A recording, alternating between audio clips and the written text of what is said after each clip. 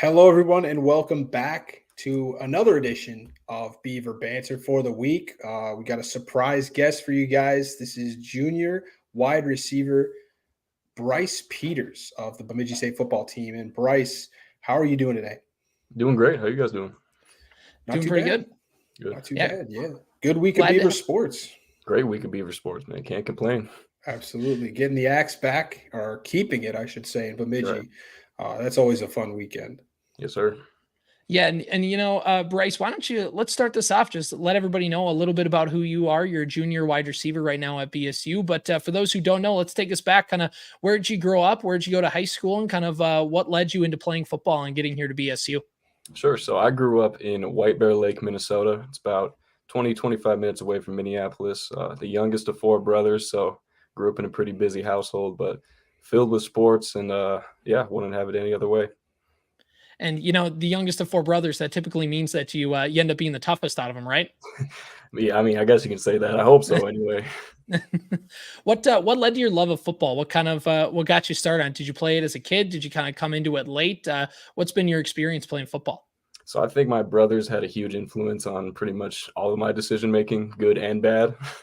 But going into high school, I started playing football ever since youth football. So fourth grade is when first year was. And, fun fact, I actually almost gave up football when I got to high school because I preferred basketball a lot more. But my high school coach, luckily, in hindsight, called my dad and kind of forced me to come in, get a locker, and at least try out. And, led me to here today. Were you always a wide receiver? Are there any other positions you played, or is it pretty much just been catching passes the whole time? I was mainly a running back growing up. And, I mean, even in high school, we ran a wing T offense. So pass catching and route running wasn't really my strong suit. So coming into Bemidji, it was a huge learning curve, learning everything. It's basically like a whole new position, but yeah. And I guess what introduced you to Bemidji? How did you first kind of hear about BSU? Who was your first contact, and what kind of led you? What made you want to come to Bemidji State?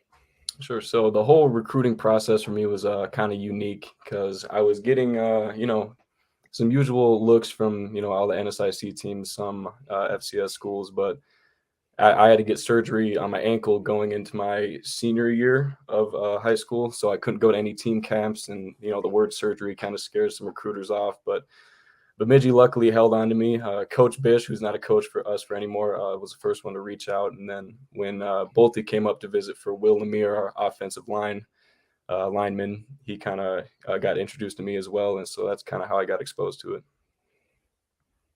Yeah, you came in that COVID season was kind of your first year. What was that like? You get to campus, you're probably excited to play college football, and then when did you guys learn that there was not going to be a season that year?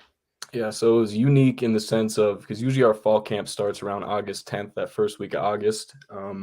So we were getting all prepped for that, getting ready to move up, and then we got the call that our season was canceled. So that kind of made a huge change in our plans. So I didn't get to campus till early September. I think not having a year of college kind of made the transition to the COVID year kind of easier because I didn't know what to expect. But I mean, nonetheless, it was different, but we got through it. And now, as you kind of gotten through and you played a few years, what's kind of been your experience in Bemidji State football? You talked about being a learning curve and having to learn a new position, basically. What was it like kind of learning the routes, learning how to be a Division II wide receiver? What was that process like, and how the coaching staff helped you along? Yeah, it was a lot of ups and downs, a lot of frustrating moments, but a lot of positive moments. But I'm unbelievably blessed with the group of guys that I got to be around and learn from, like Malik Williams and Brendan Bolio and my teammates right now. I just, thinking back, just how unbelievably blessed I am to have those guys and the coaching staff as well, with Coach Ryan, Coach Pike, all the other offensive staff that we have. But yeah, there's no shot I'd be who I am as a person or a player without all of them. So I'm grateful for that. And is there any part of playing wide receivers, any part that maybe like when you got to campus, you're like, yeah, I can do this. And you started doing it, like, this is a lot harder than I thought it was going to be. Is there any aspect maybe that people who maybe aren't a Division II football player would go, I didn't even realize that was something that needed to take a lot more time maybe than I thought? Yeah, I think it's just knowing the coverages is the main thing, like how many or how much your route changes based on the shell of the defense. Because, in high school when I was a running back, it was just get the handoff, and then if there's a guy in front of me, you make a move. But pre-snap, you got to look, is the safety down, is the corner off, So there's so many technicalities you got to look into with that aspect to it. At what point in the process did you know that you were going to be playing wide receiver for BSU? Because you said you were running back most of high school. Did they tell you before you got to campus that you were going to be mostly, playing wide out, or was it kind of a, we see what we got in this guy, let's move him outside? Yeah. So I forgot to mention, actually, now that I think about it, when I first got recruited, I was recruited as an athlete, if you want to think of it like that. So I basically got the option to play either corner or receiver. So, I mean, I'm happy in hindsight I got to play receiver, but yeah, it was unique in the sense of just having kind of the option, to do that. Did you play two ways in high school? What's that? Did you play two ways in high school? Did you play any defense? Yeah. So when I got pulled up to varsity, I actually started off as a corner because we had, some dudes on offense. But so that was my first real taste of high level football, was at corner. So, yeah. Did you ever, do you ever try and sneak over to the defensive side with the staff and say, hey, you can throw me in every once in a while? I remember my freshman year during spring ball, Gabe Ames, All-American linebacker. He played a rep at receiver, and I got to play corner on him. So that was a pretty fun moment. How'd that turn out? I got a PBU. It worked out. It worked out great. Nice. I actually met Gabe. I got to interview him once when I was on campus as a student. Just kind of, what's your experience with him? I talked to him maybe one or two times, but great guy, smart guy. What was your experience dealing with him? Just a great dude. I mean, just a dude on the field as well. I mean, the guy's an animal. I think seeing guys like him right when you get up here, it kind of gives you the taste of what college football and Bemidji State football is all about, and he absolutely embodies it completely. So last year, you guys, the last couple of years, you've been able to have some NCAA tournament wins.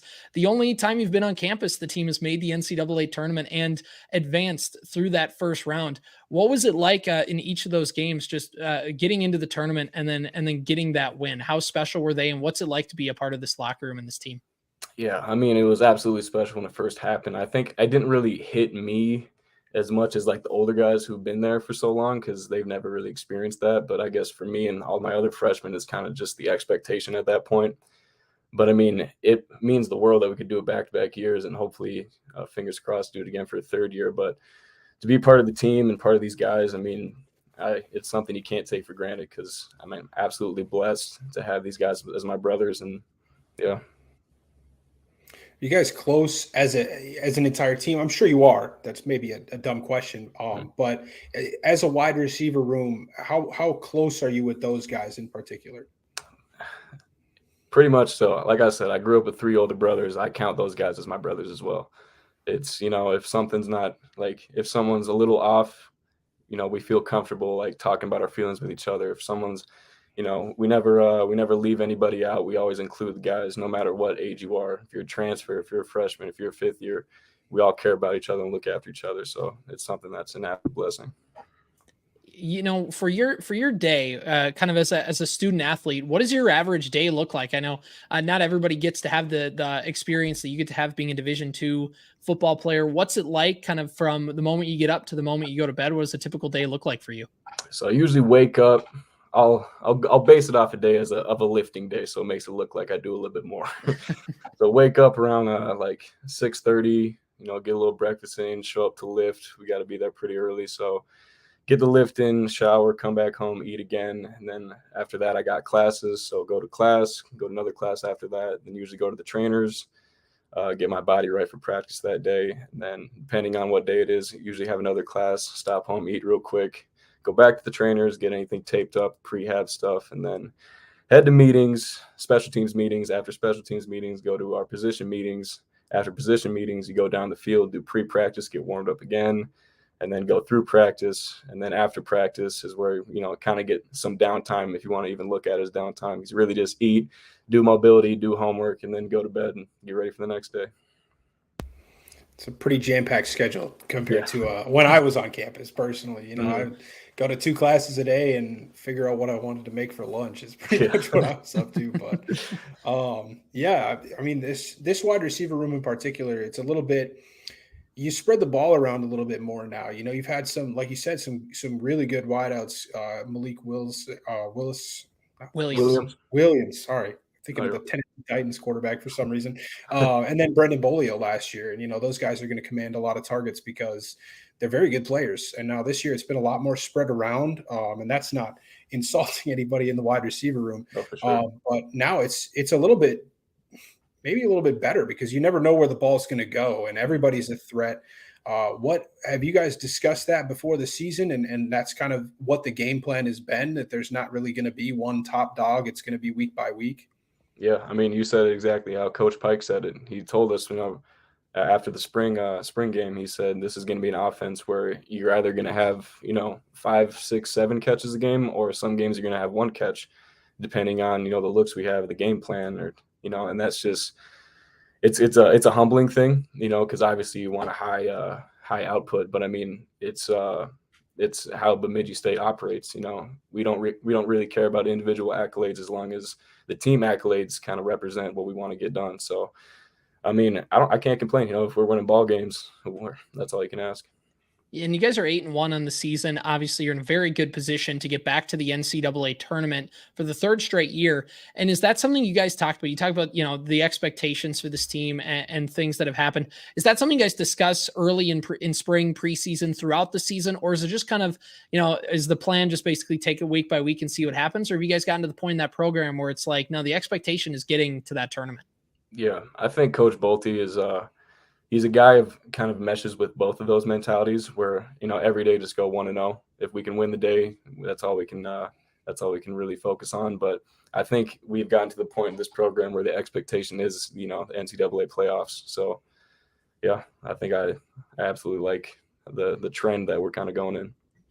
And with this team and just kind of with the offense as a unit, obviously you're catching passes from the greatest Beaver quarterback of all time. What's it been like working with Brandon Alt, and just how does it feel catching passes from that guy?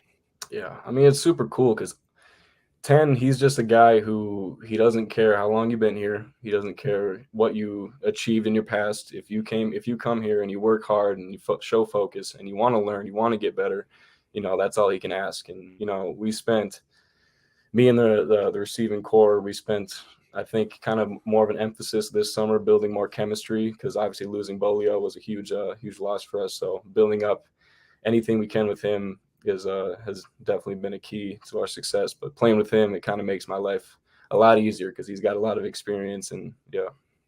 When was one of the first times when you were playing with Alt, when you were kind of like, obviously you knew coming in he was a good quarterback and a good quarterback prospect, but getting to play with him those few years and to get to kind of see that, when was there a moment for you were like, dang, this guy can really throw the ball around?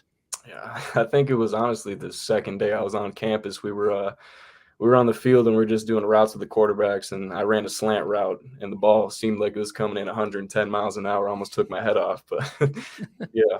That was definitely for sure a big moment. What was that like, the transition? Obviously we've talked about how difficult it is going from running back to wide receiver, all the different, nuances that you have to worry about. But then not only you're not getting the ball handed to you, you got to focus on, watching it into your hands and making sure you're doing all the right stuff. How difficult was that? When did you really start to feel like you're getting to the point where you're very comfortable with that sort of thing? Yeah. I mean, honestly, it took the whole freshman year of just getting used to watching the ball in, because obviously, running back, I'd get some screen passes, but there's a huge difference between a screen pass and a whole shot when you're running a dig, you know what I mean? Mm-hmm. But I was lucky enough, my trainer back home, he let me use the jugs machine that he has. So my mom and my dad were just feeding me balls. My brothers were just shooting me balls and pretty much the whole summer. So yeah. Yeah. And, with this team, with the expectations that have been throughout the season, I mean, there's a lot of fun victories. There's a lot of fun things that have gone on. What's one of your favorite memories of just being at Bemidji State? One of your favorite kind of on the field memories with this team?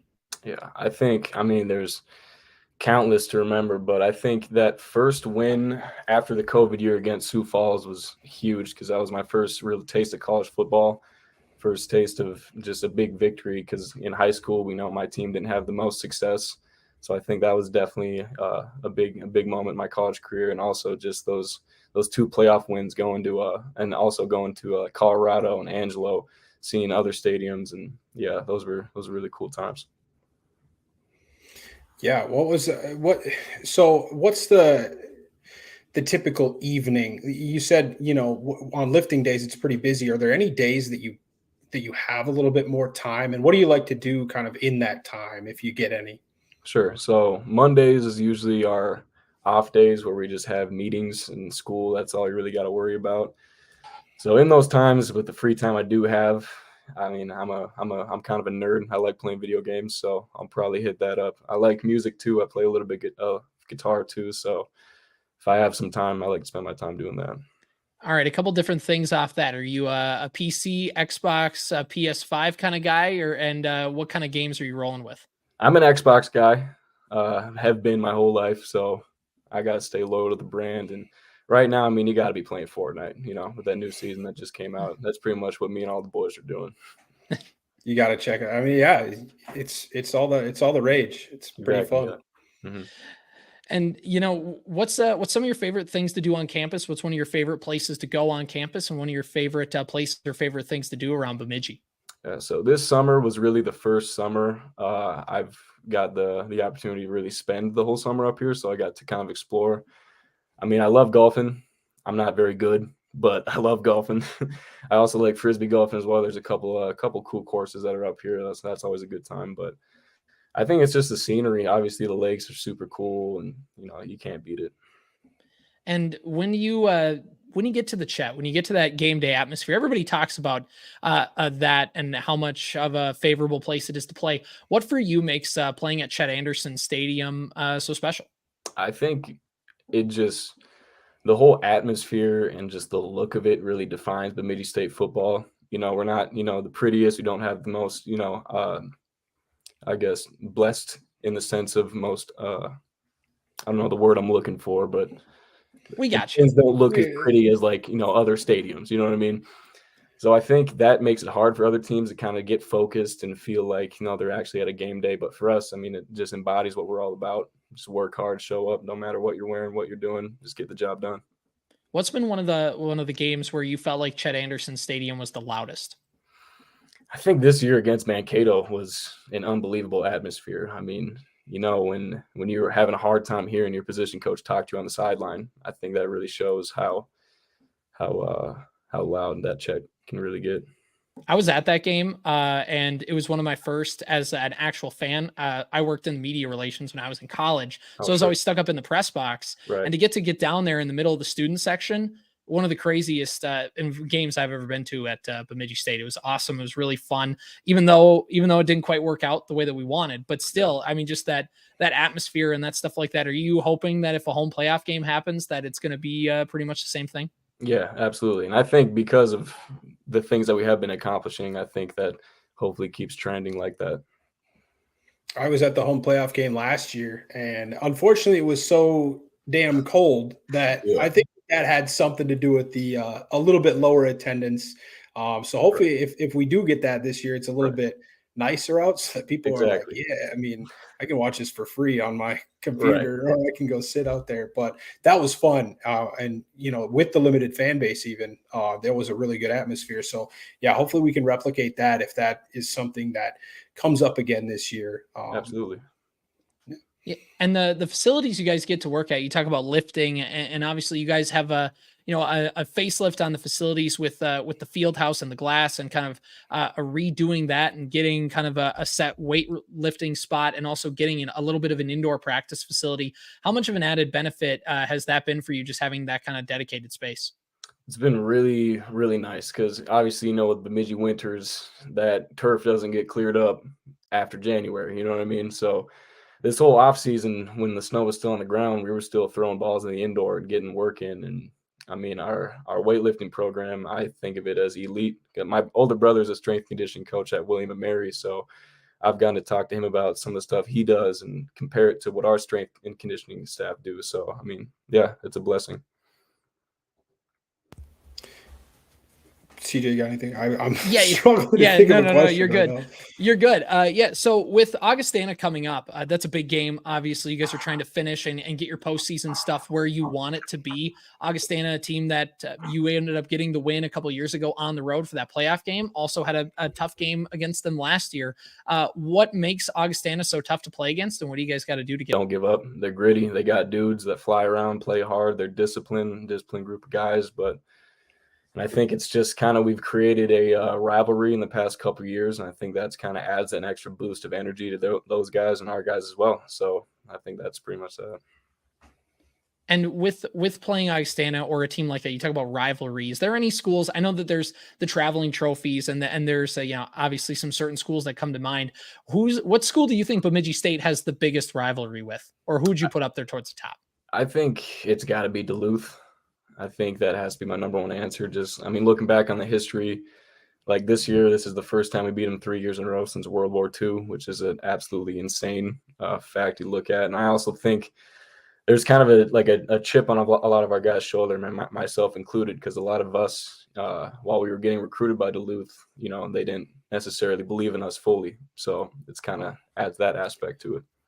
That's shocking. We talk about all the time the superiority complex that the Duluth guys have, and I think for us, obviously it's the Northern Minnesota matchup, other than Moorhead. So that's a good answer, I think. Yeah. Is there a school that when you guys play, is there one that you're like, man, these guys are talking trash? Which school do you think is the one of the best or worst trash talkers? If you want to put that out there, man. If I like how you said, if you want to put it out there. Man, I think I'm gonna go with Winona because my brother went to college there and he was also a strength conditioning coach there for a few years. So a lot of those guys know me on a personal level. Right. So whenever I play them, they like to talk a little bit. Do you like to talk a little bit of trash? Are you trash talker? Or are you a guy that lets your play do the talking? I lean more on let the play do the talking. I'm more of a speak when spoken to kind of guy, so I never really start stuff. If I got to focus on the game, I'll just focus on the game. See, I'm terrible at noticing when some of that stuff happens. Me and Ian played high school sports. We kind of know that there's obviously some stuff that goes on, but how much of it does go on, or how much of it is just kind of I don't know, guys are just kind of saying things as the game's going on. Yeah, I think it's harder for a receiver because you're not really man to man, face to face with a guy at all times. But I know when you get down in the trenches, that's when the most verbal activity takes place. That's for sure. Yeah, you had a huge game this last weekend against Moorhead, and that's probably one of your better games. I know that early on in your career you had 5 touchdowns in 2 weeks, so those are probably pretty memorable as well. But 5 catches, 95 yards, 2 touchdowns, and that first one, making a couple guys miss on the sidelines and headed towards the end zone for a big play. What was last weekend? What did that feel like to get that?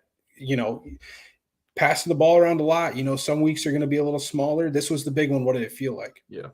It felt good. I like how our team can have success running the ball 35 times, and we can have success throwing the ball 50. And I think, the guys on the field made my life, a lot easier than a lot of other teams have to deal with, because I know perimeter blocking like Jake Hill and Joey Barron and Dell Duncan Busby, those guys just put their bodies on the line to get guys like me open. So, and obviously Alt puts the ball in the right spot every time. So my life is really easy. I just got to run. You mentioned kind of before how everybody kind of gets a turn and everybody is going to need to step up kind of when it's their time. Was that just kind of a, hey, today's going to be my day? Or was it a kind of couple catches in? It's here we go. I'm feeling it today. Keep feeding me the ball. Yeah, I think it's just a thing that just happens organically. It's nothing planned. It's just because me and Joey, we switch off every possession. So it's never really a game plan deal, because we know that our offensive coordinator trusts both of us to make plays when we have to. So I think it was just happened organically. Right. And so, you work more out of the slot, or you go outside sometimes? Is it just kind of play by play, depends on what you need, or is it, what's your typical role in the offense on the wide receiver position? Yeah. So me with my my position, I'm usually in the slot. Sometimes I'll go in the wing. That's kind of been new to this year. Some game plan stuff will have me on the outside, but mainly on the inside. And as you get ready for the season and you kind of get towards the end here, just kind of what is kind of the expectation for this team going forward? Is it, hey, win a game in the tournament and see what happens? Do you guys have plans of getting kind of past that second round, or is it something that's really been spoken about? Or is it kind of, we've talked about the expectations getting into that tournament, anything after that? Or is it pretty much like, hey, we're just going to try and take it week by week? I think it's the mentality of 1-0 each week, but I think, I'd be lying if I said I didn't have my eyes on the prize, and having a natty at Bemidji State is definitely something that me Love and it. I'm assuming a lot of guys look forward to. And, Yeah, with I'm sure it is. I was, kind of listening to the question, like, man, I'm sure he's going to say national championship is what's. They're probably not thinking like, all right, let's just lose in the second round again and go home, guys. Like, but yeah, hey, it's been great because I think we talk about right around the time we got on campus around 2015, 2016 is really when this football program started to flip and they started making strides and becoming more of a Division II, powerhouse. They're always constantly in the rankings now. And of course, making playoff appearances and getting playoff wins. And so you've kind of been able to experience that whole top of the mountain part, or at least you're getting up towards the snowy part, towards the peak. And hopefully it continues, man, because it's fun. It's fun covering you guys even, Yeah, man. So good luck against Augustana for sure. And what's kind of the game plan, at least from a wide receiver's perspective? Are how good are their corners? What are you looking to attack? Yeah. So, I mean, their team, like I said previously, they have a lot of dudes on their team that fly around. They're disciplined. They're a heavy quarters team, so it's going to be, they like to stop the run. So I'm going to have to do a job and digging some guys out and being physical. But, I mean, it's the same as every week, It's every team you got to take serious in the NSIC. So we just got to play our game. Yeah.